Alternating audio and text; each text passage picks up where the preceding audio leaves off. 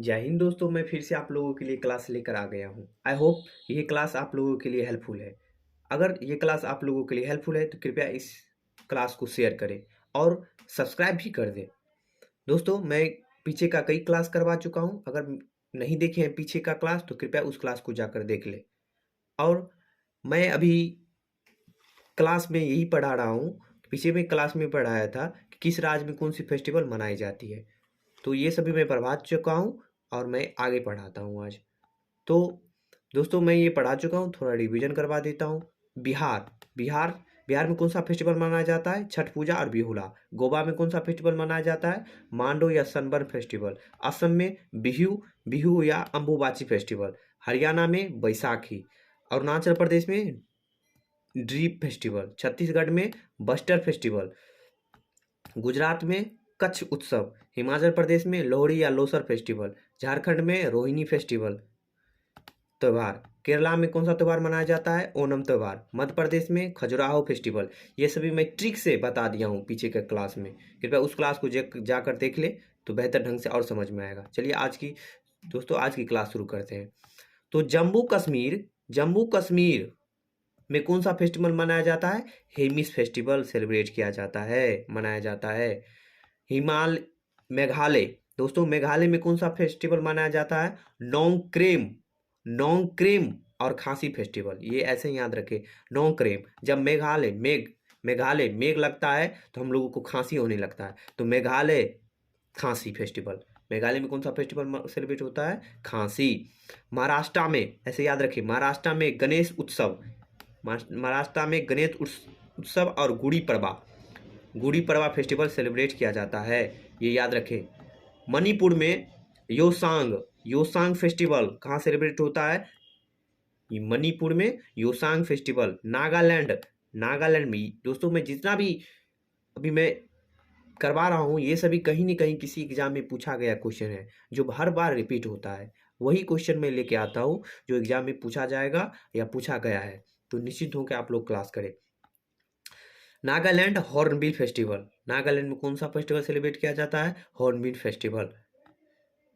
उड़ीसा में, ये याद रखें, उड़ीसा में रथ यात्रा। ये बहुत ही इंपॉर्टेंट क्वेश्चन है दोस्तों, कि उड़ीसा में कौन सा फेस्टिवल? रथ यात्रा, रज परवा और नुआखाई फेस्टिवल मनाया जाता है। उड़ीसा में रज परवा, नुआखाई। राजस्थान में कौन सा फेस्टिवल सेलिब्रेट किया जाता है? गैंगवार और तीज फेस्टिवल। राजस्थान में कौन सा फेस्टिवल सेलिब्रेट किया जाता है? गैंगवार और तीज। तमिलनाडु में पोंगल, याद रखिएगा, तमिलनाडु में पोंगल और थाईपुसम। तमिलनाडु में कौन सा फेस्टिवल? पोंगल और थाईपुसम। और केरल में, याद कीजिए, केरल में ओणम फेस्टिवल सेलिब्रेट किया जाता है। तेलंगाना में बोनालू। तेलंगाना में कौन सा फेस्टिवल सेलिब्रेट किया जाता है? बोनालू और बथुकम्बा फेस्टिवल। आई होप कि इसको स्क्रीनशॉट ले लीजिए आप लोग और इसको कॉपी में नोट कर लीजिएगा। ये एग्जाम के लिए बहुत ही इंपॉर्टेंट है, जो एसएससी जीडी हो, सीएचएसएल हो, सीजीएल हो, सभी एग्जाम में पूछा जाता है 1 या 2 मार्क्स का, चाहे कोई स्टेट्स का कोई एग्जाम हो। तो फिर से रिवीजन करते हैं। गुजरात में कौन सा फेस्टिवल दोस्तों? कच्छ उत्सव। हिमाचल प्रदेश लोहड़ी या लोसर। झारखंड में रोहिणी फेस्टिवल। केरला में ओणम फेस्टिवल। मध्य प्रदेश में खजुराहो फेस्टिवल। जम्मू कश्मीर में हेमिस फेस्टिवल। मेघालय में नोंगक्रेम या खांसी फेस्टिवल। महाराष्ट्र में गणेश उत्सव या गुड़ी पड़वा। मणिपुर में Yaoshang festival. Nagaland Hornbill festival. Orissa में रथ यात्रा, रज परवा और नुआखाई फेस्टिवल। राजस्थान में गैंगवार या तीज फेस्टिवल, याद रखिए दोस्तों, तीज।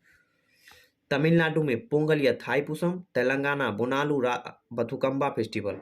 आई होप कि ये समझ में आ गया होगा। चलिए नेक्स्ट स्लाइड लेते हैं। दोस्तों, अपना नेक्स्ट स्लाइड आ चुका है, चलिए देखते हैं। अब देखिए दोस्तों, मैं पीछे के क्लास में गवर्नर जनरल के बारे में पढ़ा चुका हूं और इस क्लास में अब शुरू होगा वाइसराय ऑफ इंडिया, यानी viceroy of India. Colour change कर लेता हूं पेन का। Viceroy of India Lord Canning 1856 से लेकर 1862 तक रहते हैं भारत का वाइसराय। म्यूटनी पीएएफ 1857 के दौरान गवर्नर जनरल उन्होंने चूक के सिद्धांत का वापस ले लिया। भारत परिषद अधिनियम 1861 में पारित किया गया था। इनके शासनकाल में क्या क्या घटनाएं महत्वपूर्ण हुई, उन्हीं के बारे में चर्चा करेंगे। बम्बई कोलकाता विश्वविद्यालय मद्रास 1857 में स्थापित किया गया था। बम्बई कोलकाता विश्वविद्यालय मद्रास विश्वविद्यालय 1857 में स्थापित किया गया था। तो दोस्तों ध्यान रहे कि जब 1857 की क्रांति हुई थी, रिवॉल्ट, उस समय भारत के गवर्नर जनरल कौन थे? तो लॉर्ड कैनिंग थे। तो 1857 के क्रांति के बाद ही ये जो गवर्नर जनरल का पद है, उस पद को हटाकर उस पद को वाइसराय में बदल दिया गया। आप ऐसे याद रखिएगा कि अंतिम गवर्नर जनरल वाइसराय, अंतिम गवर्नर जनरल लॉर्ड कैनिंग थे और प्रथम वाइसराय जो थे वो लॉर्ड कैनिंग थे, अंतिम और लास्ट। और इन्हीं के समय में 1857 का म्यूटनी हुआ था और कलकत्ता विश्वविद्यालय, मद्रास विश्वविद्यालय और बम्बई विश्वविद्यालय की भी स्थापना हुई थी। लॉर्ड लॉरेंस 1864 से 1869 तक इनकी टाइम पीरियड रहता है। हाई कोर्ट ऑफ वाज एस्टेब्लाइज्ड, यानी इनके टाइम में क्या स्थापित किया गया था? इनके टाइम में हाई कोर्ट एस्टेब्लाइज्ड किया गया था एट कोलकाता, बॉम्बे और मद्रास इन 1865। तो ऐसे भी एग्जाम में पूछा जाता है कि पहली हाई कोर्ट कहाँ स्थापित की गई थी? तो कोलकाता में स्थापित की गई थी। उसके बाद बम्बई में, मद्रास में। कब? तो 1865 में, तो लॉर्ड लॉरेंस के टाइम में। The created Indian forest department, इन्होंने इंडियन फॉरेस्ट डिपार्टमेंट है यानी जंगल डिपार्टमेंट किन्होंने बनाया? तो लॉर्ड लॉरेंस ने बनवाया था। Open telegraph line with Europe, और उन्होंने भारत से यूरोप के लिए टेलीग्राफ लाइन भी बनवाया। He was known as the saviour of the Punjab, he was known as the saviour of Punjab, यानी सेवर मतलब तारनहार कहा जाता है, यानी पंजाब का तारनहार किसे कहा जाता है? तो लॉर्ड लॉरेंस को। आई होप कि ये आप लोगों को समझ में आ गया होगा। चलिए आप अपना नेक्स्ट स्लाइड लेते हैं। दोस्तों ये मैं पीछे की भी क्लास में पढ़ा चुका हूँ, तो भी देख लेते हैं एक बार। लॉर्ड मियो, ये क्या है? वाइसराय हैं भारत के। जो भारत की पहली जनगणना हुई थी 1871 में, 1871 में, वो मियो के टाइम में ही हुआ था। मैं पीछे की क्लास में करवा चुका हूँ, वहाँ से आप जाके देख सकते हैं। अब हिंदी में भी लिखा हुआ है, इसका स्क्रीनशॉट ले सकते हैं या अपने कॉपी में राइट डाउन कर सकते हैं। लॉर्ड लिटन भी पढ़ा चुका हूँ कि vernacular press act was passed in 1878। Vernacular press act पारित हुआ था लॉर्ड लिटन के ही टाइम में हुआ था। ये सभी मैं पढ़ा चुका हूँ, तो आई होप कि ये आप नोट कर लेंगे और ये समझ में भी आ गया होगा। चलिए आप नेक्स्ट स्लाइड लेते हैं अपना। तो दोस्तों अपना नेक्स्ट स्लाइड आ चुका है, लॉर्ड रिपन। ये भी क्या है? भारत के, मैं ही ले लेता हूँ स्लाइड कलर। दोस्तों तो इसे पढ़ना शुरू करते हैं। लॉर्ड रिपन कौन है सर? ये जो है लॉर्ड रिपन है, वाइसराय, 1880 से लेकर 1884 तक रहते हैं। फर्स्ट फैक्ट्री एक्ट 1881, यानी फर्स्ट कारखाना अधिनियम है, वो लॉर्ड लिपन के ही टाइम में पारित हुआ था। कब हुआ था? तो 1881 में पारित हुआ था। It prohibited the child labour, उन्होंने क्या क्या किया? तो चाइल्ड लेबर को, यानी जो बाल श्रम प्रतिबंध लगाया, यानी बाल बच्चे से जो काम करवाया जा रहा था उन पे रोक लगाया। लिबर्ट बिल इन 1883, लिबर्ट बिल को भी पास किया। Pass local self government act in 1882, यानी उन्होंने क्या किया? 1882 में स्थानीय स्वशासन अधिनियम पारित किया। स्थानीय स्वशासन अधिनियम भी पारित किया। इसको ऐसे भी याद रख सकते हैं। उसके बाद आते हैं लॉर्ड डफरिन, याद रखिए दोस्तों, लॉर्ड डफरिन 1884 से 1888 तक इनका टाइम पीरियड रहता है, इनका टेन्यूर यानी कार्यकाल रहता है। He form the Indian National Congress, अभी जो कांग्रेस है दोस्तों वो लॉर्ड डफरिन की ही दिमाग में आया था, और यानी कांग्रेस को बनाने वाला कौन था? Lord Dufferin. लॉर्ड डफरिन 1884 से 1888 तक उन्होंने भारतीय राष्ट्रीय कांग्रेस का गठन किया था। चलिए अपना नेक्स्ट स्लाइड लेते हैं। दोस्तों अपना नेक्स्ट स्लाइड आ चुका है, चलिए आगे पढ़ते हैं। Lord Lansdowne, Lord Lansdowne Lord Lansdowne, pen ले लेता हूँ। लॉर्ड लैंसडौन 1882 1894 तक इनका टाइम पीरियड रहता है। 1892 में भारतीय परिषद अधिनियम पारित किया। दूसरा कारखाना अधिनियम 1891, यानी कारखाना अधिनियम जो है दोस्तों, यानी फैक्ट्री एक्ट 1891 में क्या किया, सेकंड फैक्ट्री एक्ट पारित किया लॉर्ड लॉरेंस ने।